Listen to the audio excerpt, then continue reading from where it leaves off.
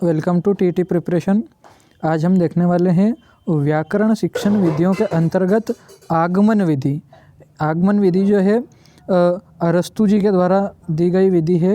ये जो विधि है इसमें है कि जब अध्यापक उदाहरण के माध्यम से प्रकरण को पूरी तरह से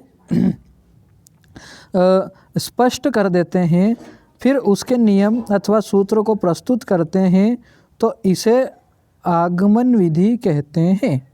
ठीक है। आगमन विधि में 5 शिक्षण सूत्रों का प्रयोग किया जाता है। कितने सूत्रों का? 5 शिक्षण सूत्रों का प्रयोग किया जाता है इस विधि में। और इसके लिए जो है एक ट्रिक दे रखी है कि ट्रिक कौन सी है कि पूर्ण विशिष्ट ज्ञात को उदाहरण द्वारा सरल करना। पूर्ण विशिष्ट ज्ञात को उदाहरण द्वारा सरल करना। अब इसमें देखते हैं हम कि पूर्ण जो है वो है अंश की ओर, विशिष्ट जो है सामान्य की ओर, ज्ञात जो है अज्ञात की ओर, उदाहरण जो है नियम या सूत्र की ओर, सरल जो है कठिन की ओर, जटिल या कठिन की ओर। ठीक है। तो इसका क्या है कि पूर्ण से अंश की ओर, विशिष्ट से सामान्य की ओर, ज्ञात से अज्ञात की ओर, उदाहरण से नियम या सूत्र की ओर, सरल से जटिल या कठिन की ओर। इसमें जो सोपान होते हैं वो कौन कौन से होते हैं? पहला उदाहरण, दूसरा जो है वो है प्रत्यक्षीकरण, तीसरा नियमीकरण या सामान्यीकरण, चौथा जो है वो है जांच या परीक्षण।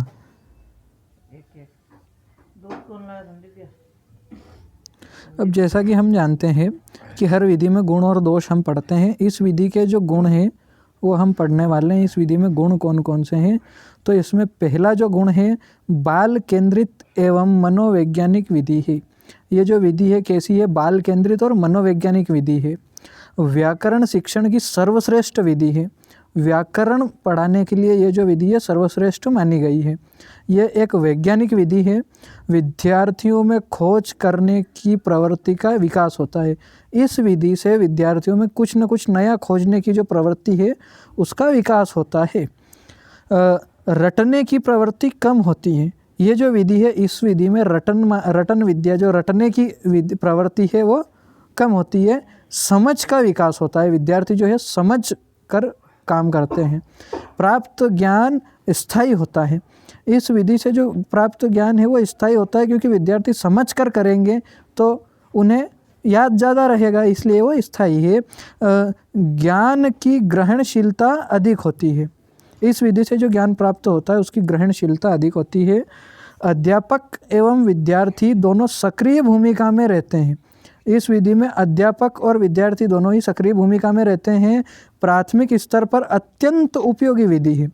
ये जो विधि है प्राथमिक स्तर पर अत्यंत उपयोगी है। और सबसे इम्पोर्टेंट जो इसमें है मोस्ट, ये वाला पॉइंट है कि सूत्र की स्थापना इसी विधि से की जाती है। सूत्र की जो स्थापना है वो इसी विधि से की जाती है। ये तो होगा इस विधि के गुण। अब गुण है तो दोष भी होंगे, तो इस विधि के हम दोष पढ़ेंगे। दोष क्या क्या है? पाठ्यक्रम समय से समाप्त नहीं होता है। इस विधि में जो है पाठ्यक्रम समय से समाप्त नहीं हो पाता है। पाठ के विकास की गति मंद होती है। इस विधि से जो है पाठ के विकास की गति मंद होती है, धीरे होती है।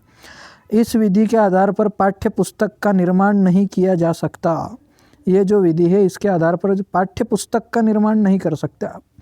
विद्यार्थियों की स्मरण शक्ति का विकास नहीं हो पाता है। इस विधि में विद्यार्थियों की स्मरण शक्ति का विकास नहीं हो पाता है। अधिक समय में कम ज्ञान प्राप्त होता है। इस विधि में जो है ज्ञान प्राप्त करने के लिए अधिक समय होता है और अधिक समय में इसमें कम ज्ञान प्राप्त होता है।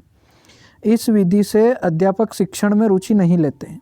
ये जो विधि है इस विधि से पढ़ाने में जो अध्यापक है वो रुचि नहीं लेते हैं। अध्यापक एवं विद्यार्थी दोनों को बहुत अधिक क्रिया करनी होती है। ज्ञान के ग्रहणशीलता की गति भी कम होती है। उच्च स्तर पर अधिक उपयोगी विधि नहीं है। ये जो है उच्च स्तर पर ज़्यादा उपयोगी विधि नहीं है। इस विधि में विद्यार्थी विशिष्ट से सामान्य की ओर सीखता है, अतः वह सामान्य पाठ्य वस्तुओं पर ध्यान नहीं देता है। और इस विधि को विश्लेषण भी कहते हैं। ये जो विधि है इसे विश्लेषण कहते हैं।